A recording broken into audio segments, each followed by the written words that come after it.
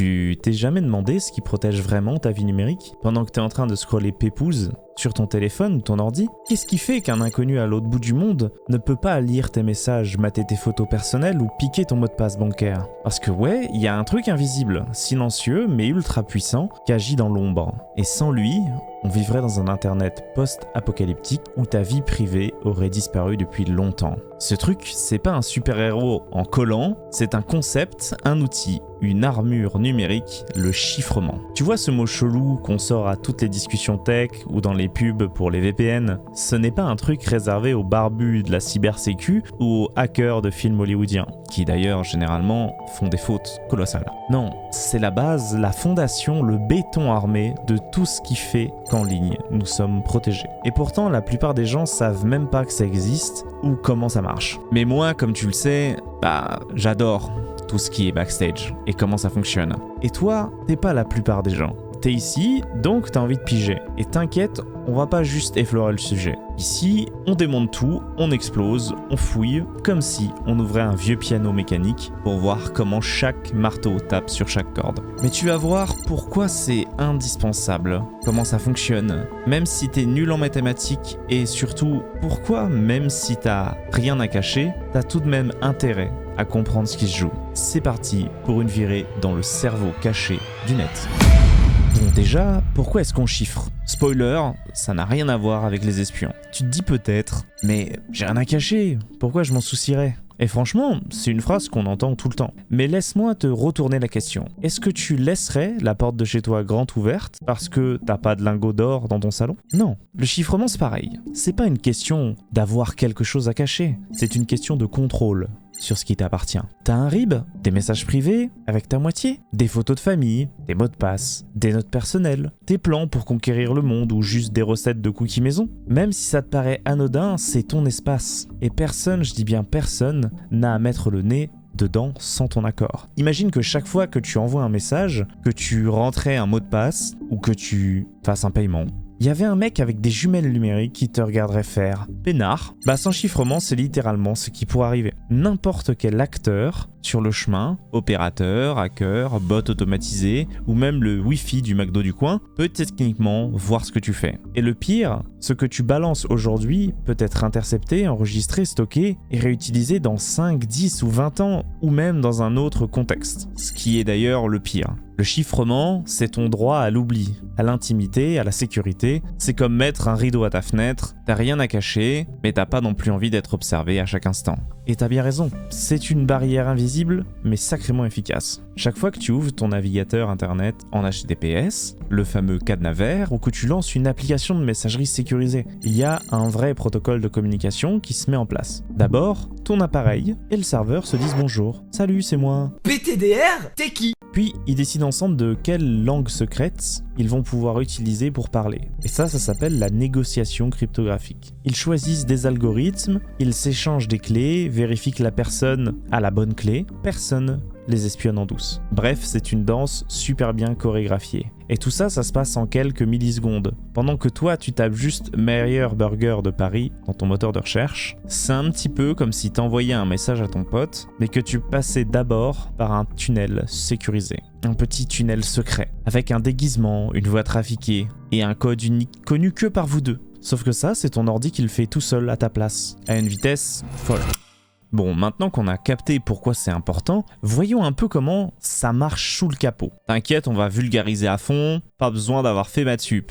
En gros, en informatique, il y a deux grandes familles de chiffrement. Le chiffrement symétrique et le chiffrement asymétrique. Oui, il y a un A en plus, mais c'est bien plus compliqué que ça. Commençons d'abord par le chiffrement symétrique. C'est comme un cadenas avec une seule clé. Tu utilises la même clé pour verrouiller et déverrouiller le message. C'est rapide, pratique, super efficace pour des gros volumes de données, mais il faut réussir à faire passer la clé jusqu'au bon destinataire, sans que quelqu'un d'autre la chope en chemin, fasse une copie. Et ça, c'est déjà un sacré défi. Passer un mot de passe à ton pote dans une salle pleine de gens sans que personne ne l'entende, c'est un challenge. C'est comme un petit peu crier dans un mégaphone dans une bibliothèque. C'est là que le chiffrement asymétrique rentre en jeu. Là, c'est un peu comme si t'avais un cadenas, tout le monde peut refermer, mais que toi seul peux ouvrir. T'as une clé publique, celle que tu donnes à tout le monde, pour qu'il puisse t'envoyer des messages chiffrés, un petit peu comme une boîte à lettres. Tu as une fente où tout le monde peut mettre des choses à l'intérieur, et toi, tu as la clé privée, celle que tu gardes secrète, celle pour pouvoir les lire, la clé de ta boîte à lettres. C'est un peu plus lent,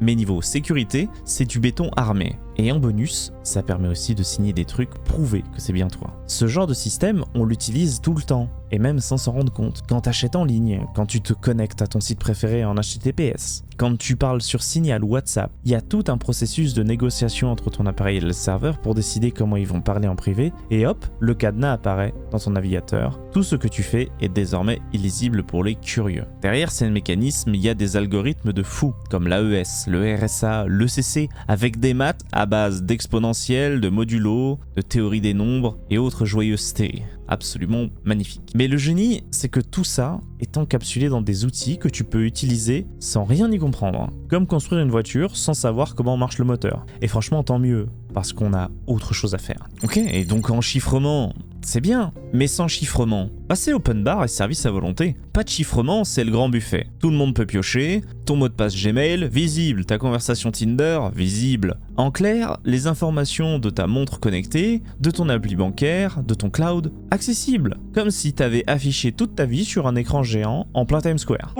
Et si tu crois que t'intéresses personne, détrompe-toi. Le business des données, c'est une machine infernale. T'as des boîtes qui aspirent tout ce qu'elles peuvent, qui profitent, qui analysent et qui revendent. Tu connais la fameuse expression « si c'est gratuit, c'est toi le produit ». Et puis, t'as les cybercriminels. Un seul mot de passe volé et bam, il rentre dans ta boîte mail, puis dans ton compte bancaire, puis dans ton drive, effet domino, et toi tu te rends compte de rien et tu te retrouves à gérer une crise depuis ton salon un dimanche matin en chaussettes en ne comprenant absolument pas ce qui se passe. Et si t'es journaliste, activiste ou juste en voyage dans un pays un peu tendu niveau liberté individuelle, là c'est même plus une question de confort, c'est une question de sécurité vitale. Le chiffrement peut littéralement te sauver la peau. C'est pas une option, c'est un bouclier. Cette plongée dans le monde fascinant et flippant du chiffrement, on a gratté la surface. Mais t'as déjà de quoi comprendre pourquoi c'est crucial et comment ça protège ta vie numérique, même si tu penses être personne.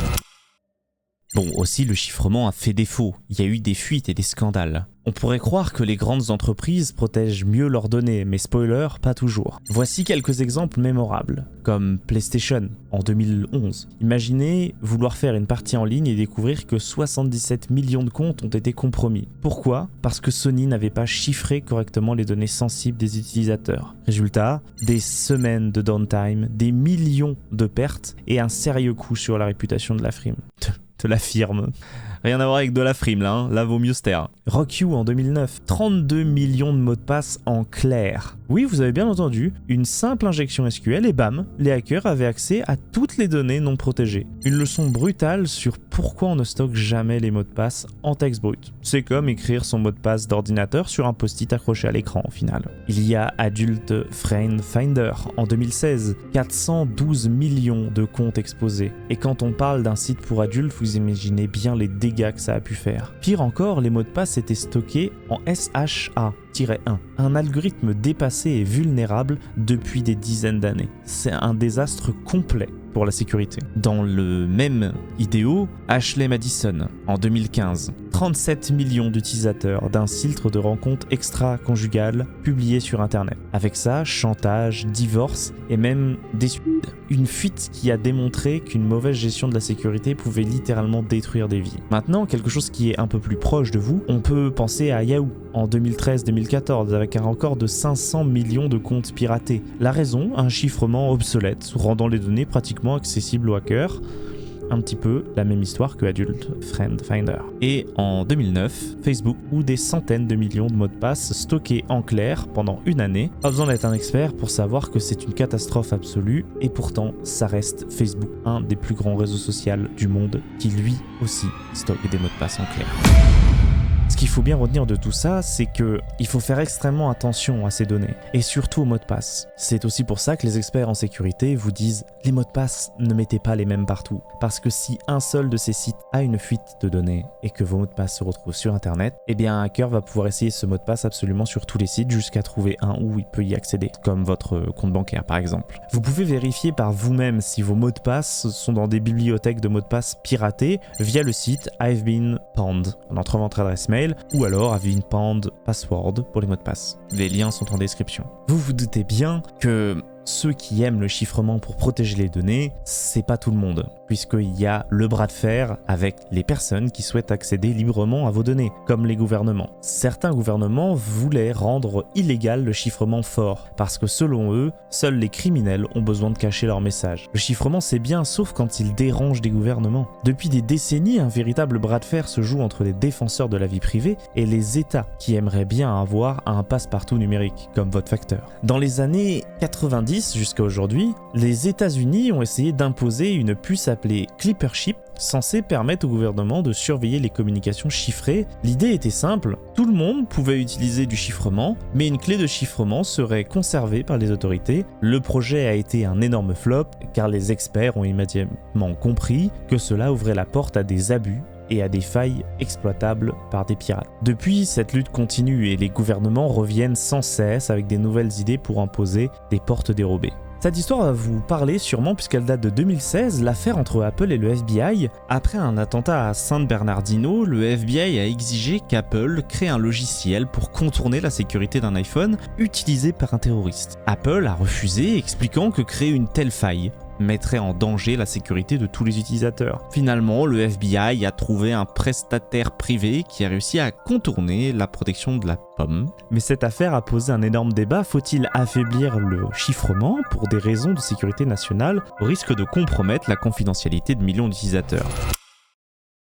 Il y a eu aussi la loi australienne sur le chiffrement en 2018, où l'Australie a adopté une loi obligeant les entreprises tech à fournir un accès aux messages chiffrés sur des demandes d'autorité. Un cauchemar pour la sécurité, car affaiblir le chiffrement dans un pays signifie l'affaiblir partout. Si une backdoor existe, elle peut être exploitée par des hackers, des gouvernements autoritaires ou d'autres acteurs malveillants. Cette loi a vivement été critiquée par les experts en sécurité, mais elle reste en place, ouvrant la voie à d'autres législations similaires dans d'autres pays. En clair, la bataille autour du chiffrement est loin d'être terminée et ça sera un petit peu le nerf de la guerre pour des décennies à venir. Et le débat, il fait réfléchir. Parce qu'affaiblir le chiffrement pour certains, c'est potentiellement mettre en danger tout le monde. La vraie question reste donc, sommes-nous prêts à sacrifier notre vie privée pour plus de sécurité ou est-ce une fausse promesse ? Et encore, on n'a pas parlé des objets connectés, des assistants vocaux, des voitures, des caméras, des jouets même, qui balancent des informations dans tous les sens. Sans chiffrement, c'est la jungle, et dans la jungle, un minimum d'armure. Cette vidéo fait suite directement à ma vidéo sur Alan Turing. Si tu l'as pas vue, je te mets la petite fiche, tu peux en profiter.